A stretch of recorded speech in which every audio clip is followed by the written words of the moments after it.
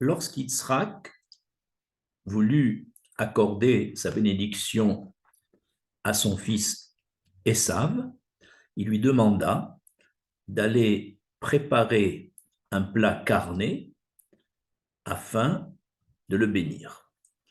Et pendant l'absence d'Esav, Rivka a encouragé son fils Yarakov à se présenter devant son père Yitzhak et se faire passer pour Esav. Et pour cela, elle a enveloppé les mains et le cou de son fils Yarakov de peau de chevreau, car nous savons que Yitzhak avait la peau velue, tandis que Yarakov avait la peau lisse. Effectivement, Yarakov se présente devant son père, Yitzhak palpe son fils, palpe les mains de son fils, et après avoir entendu sa voix, Yitzhak prononce cette phrase célèbre qui se trouve dans le chapitre 27 du Sefer Bereshit, donc dans la paracha Toldot. Le verset est Akol Kol Yarakov Ve'ayadaim Yede Esav, c'est-à-dire la voix, c'est la voix de Yarakov et les mains sont les mains d'Esav. Et le texte dit que Yitzhak ne reconnut pas que c'était Yarakov, et il pensait bien que c'était Esav, et il le bénit. Nous allons dans ce cours essayer d'expliquer de 9 façons ce verset et en même temps, quelles allusions contient-il? Première explication, elle est donnée par Rashi. Du fait que Esav et Yarakov avaient pratiquement le même timbre de voix, comment comprendre que Yitzhak ait dit Akol Kol Yarakov, la voix est la voix de Yarakov? En fait, selon Rashi, Yitzhak voulait dire je reconnais ici le langage de tendresse, le langage délicat de mon fils Yarakov dans cette voix. C'est-à-dire qu'habituellement, Yarakov parlait délicatement à son père, tandis que Esav, tout en ayant un très grand respect pour son père Yitzhak, avait un langage plus dur, frisant parfois la grossièreté. Et ici, donc Rashi explique que quand il a dit la voix, c'est la voix de Yarakov, c'est pas en tant que timbre de voix, mais c'est la délicatesse, la tendresse du langage. En effet, lorsque Yarakov se présente devant son père, il lui dit très poliment « Lève-toi, je te prie ». Alors qu'Esav, à son retour, lorsqu'il apprendra que la bénédiction a déjà été donnée, il disait en arrivant chez son père que mon père se lève, avec un peu de, de, de brutalité, que mon père se lève. Et justement, c'est ça que voulait dire Yitzhak, la voix, c'est la voix de Yarakov. Ça veut dire en fait, le langage utilisé est celui de Yarakov. Et maintenant, maintenant, on se pose une question à propos de cette première explication. Étant donné que Yarakov ne voulait pas se faire reconnaître par son père, et il a donc accepté que ses mains recouverte de peau de chevreau, semble velue, afin que son père, dont la vue était très faible, ne le reconnaisse pas. Pourquoi alors a-t-il gardé son langage de délicatesse, son langage de tendresse envers son père? Pourquoi n'a-t-il pas, pour se faire passer pour Esav et ne pas être reconnu, un langage plus rude, un langage moins délicat? Il a pris des risques en gardant ce même langage. Eh bien, nos sages expliquent qu'en fait, étant donné que la, la voix de Yarakov, c'est quelque chose qui vient de son intériorité, Yarakov, en aucune manière, était prêt à modifier sa façon de parler, son langage de tendresse. Serait-ce un instant le temps de parler à son père pour ne pas être connu? C'était hors de question pour Yarakov d'utiliser même un instant ce langage rude, ce langage non délicat. Nous allons passer à une deuxième explication du verset.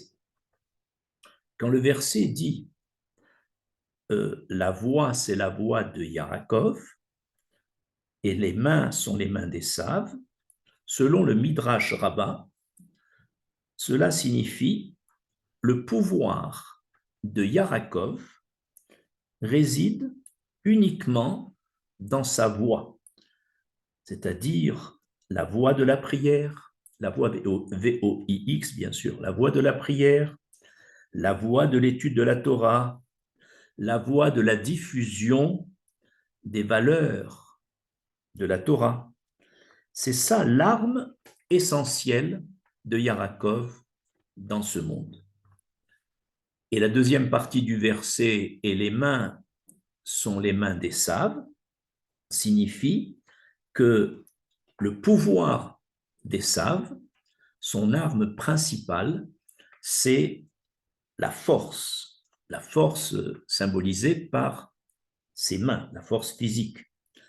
En accord avec le verset où il est dit d'Esav, tu vivras par l'épée.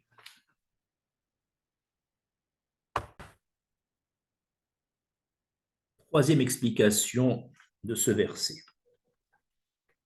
Selon le Midrash Bereshit Rabbah, Rabbi Pinchas a dit, voici la signification du verset prononcé par Yitzhak. Lorsque la voix de Yarakov s'affaiblit ou devient inaudible, c'est-à-dire lorsque Yarakov délaisse les prières, délaisse l'étude de la Torah, délaisse sa diffusion, alors les mains d'Esav se manifestent contre Israël, guidées par un signe de la justice divine. Comment le verset que nous avons cité permet-il cette explication? Nous avons ici trois raisons pour justifier l'affirmation de Rabbi Pinchas qui dit qu'il y a une relation entre l'affaiblissement de la voix de Yarakov et la puissance d'Esav par ses mains. En effet, le verset tel que semble incompréhensible, puisque d'un côté on dit la voix, c'est la voix de Yarakov, donc c'est la voix de la Torah, c'est la voix des prières, et en même temps on dit et les mains sont les mains d'Esav, les mains d'Esav qui veulent attaquer Israël.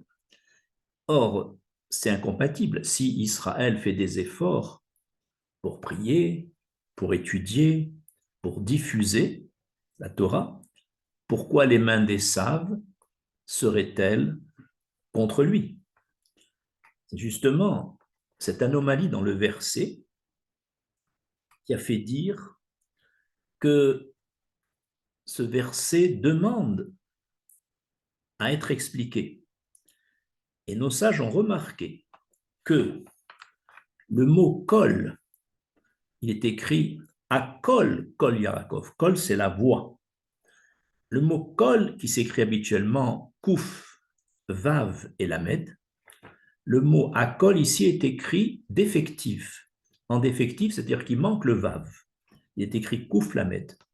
C'est le manque, l'absence de ce vav qui montre que quand le kol d'Israël, il lui manque le vav, ça veut dire cette prière n'est pas avec de grandes convictions, quand l'étude se fait rare ou pas du tout. C'est ce manque dans le kol qui crée la puissance des mains des saves. Donc, c'était ça l'explication à cause du vav. Ou alors une deuxième explication pour justifier l'affirmation de Rabbi Pinchas, étant donné que le texte dit Kol Akol Kol Yarakov, et ensuite Ve'ayadaim, et les mains sont les mains des saves, il ne faut pas lire Vav dans le sens de et, parce que la lettre Vav, c'est une lettre coordinative parfois, et elle a le sens de et les mains. Il faut lire à la place de Vav O. La lettre Vav, qui peut se dire V qui veut dire et en français, ET, ici a le sens de O, Aleph Vav, parce que le Vav se lit O avec la ponctuation O. Ce qui veut dire que ce verset se lit comme ça. C'est la voix de Yarakov, ou alors, le Vav, c'est pas et, ou alors les mains des saves. Ça veut dire, il n'y a pas, le système est binaire. Ou il y a la voix de Yarakov qui s'amplifie par l'étude, par la prière, par la diffusion. Alors les mains des saves sont impuissantes. Ou alors, deuxième option, ou alors, si cette voix n'est pas forte, n'est pas audible, alors il y a la puissance dominatrice des mains des saves. Nous allons passer à la quatrième explication.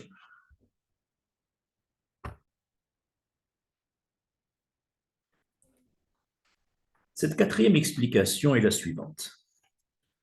Pourquoi Yarakov utilise sa voix chaque fois que Yarakov utilise sa voix pour se plaindre? Et le mot kol sans le vav veut dire également une voix plaintive. Quand Israël se plaint de son sort, se plaint contre les voies VOIES de la providence divine, alors il amène par cette attitude les mains des saves contre lui.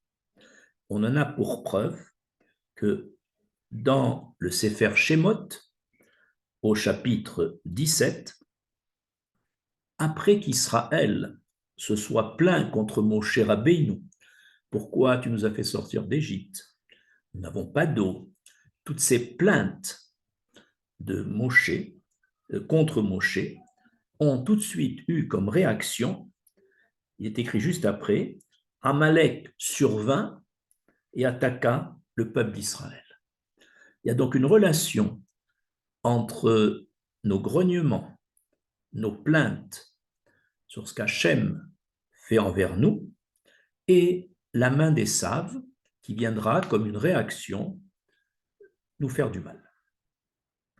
Cinquième explication. Le mot kol défectif, la voix avec l'absence du maître vav, veut également dire que c'est une voix qui est déformée. Je m'explique. Normalement, on doit éviter au maximum toute médisance, toute parole déformée, étant donné que la parole, c'est l'outil le plus précieux de l'homme, puisque seul l'homme est doté de la parole. C'est un outil précieux. Chaque fois qu'on utilise mal cette parole, notamment dans la médisance, alors cela entraîne une attaque d'Ésav contre Israël, lorsque cette médisance est généralisée. On a pour preuve, c'est que à l'époque du Temple, la sinatrinam et la médisance ont entraîné la destruction du Temple par les descendants d'Ésav. Sixième explication, la voix de Yarakov symbolise l'intériorité, l'essence même, la maout d'une personne, tandis que les mains d'Ésav symbolisent l'extériorité. On sait, on a déjà vu que Yarakov était très attaché à tout ce qui est intériorité, tandis qu'Ésav était attaché à tout ce qui est extériorité. Ainsi, ce verset vient nous rappeler le caractère fondamental de Yarakov et d'Ésav. Comme la voix sort de l'intérieur d'une personne, alors que les mains, c'est la partie justement qui bouge, qui va, qui vient, et qui est la partie la plus extériorisée d'une personne, la voix, c'est la voix de Yarakov, c'est pour indiquer que Yarakov est attaché à l'intériorité, et les mains d'Ésav, les mains correspondent à l'extériorité. Et nous arrivons à la septième explication. Il y a ici dans cette explication, d'après le Talmud Gittin, une allusion au le col d'Israël, c'est les lamentations des enfants d'Israël au moment où la main d'Ésav s'est abattue sur eux. Et là, il y a une allusion à la tuerie, au massacre qui a eu lieu à Béthar par les Romains, où, d'après le Talmud Gittin, 500 myriades de personnes sont mortes dans leur résistance. Ensuite, nous arrivons à la huitième explication.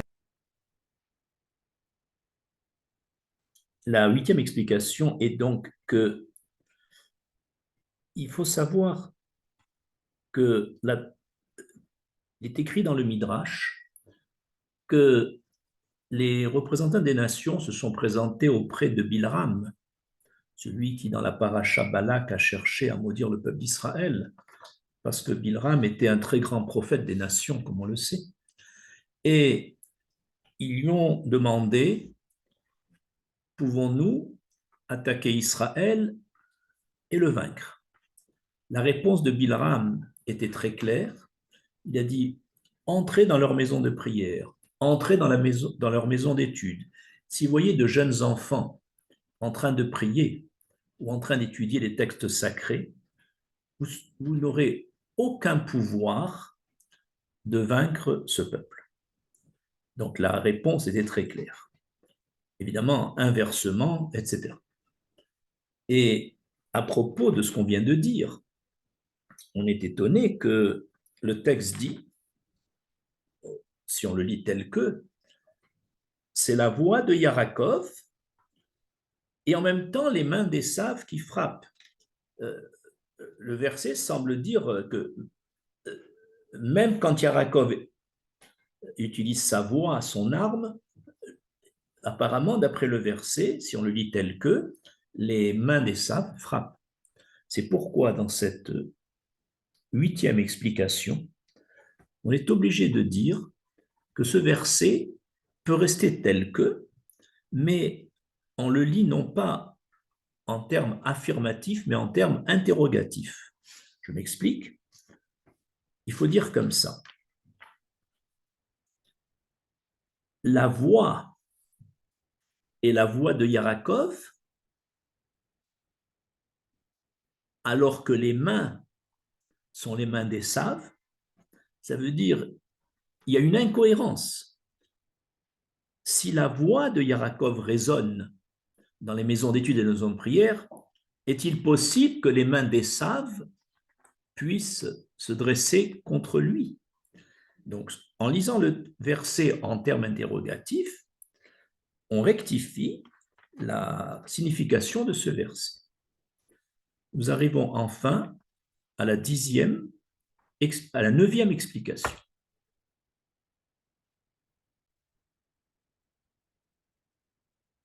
La dernière intention que nous allons signaler d'Yitzhak, c'est de dire qu'à l'état idéal, Esav et Yarakov auraient pu vivre harmonieusement. Esav, attiré par le monde matériel, aurait assuré les activités professionnelles, les activités physiques, tandis que son frère Yarakov aurait assuré le côté spirituel, l'étude, la prière. Et si chacun avait partagé harmonieusement ces deux tâches, le monde s'en porterait mieux. Un peu à l'exemple de Issachar qui étudie et qui fait participer dans ses bénédictions Zébulon qui travaille. Donc, chaque fois que les deux frères, ça aurait été l'état idéal, resteraient en bonne harmonie, chacun connaissant sa tâche fondamentale, et savent, c'est une tâche fondamentale d'assurer les besoins de ce monde, physique, matériel, et Yarakov, les besoins spirituels. Et c'est pour ça qu'on dit, côte à côte, c'est la voix de Yarakov et ce sont les mains d'Esav, c'est-à-dire chacun dans son rôle. Mais si évidemment Israël ne joue pas son rôle et n'étudie pas et ne diffuse pas les valeurs universelles dans ce monde, à ce moment-là, il va y avoir donc une inversion, un changement de rôle, et c'est là qu'on va comprendre donc que si la voix dans les prières et dans l'étude s'affaiblit, donc Israël ne joue pas son rôle, alors la justice divine rappellera à Israël par les mains d'Esav qui ne joue pas son rôle. Je vous remercie.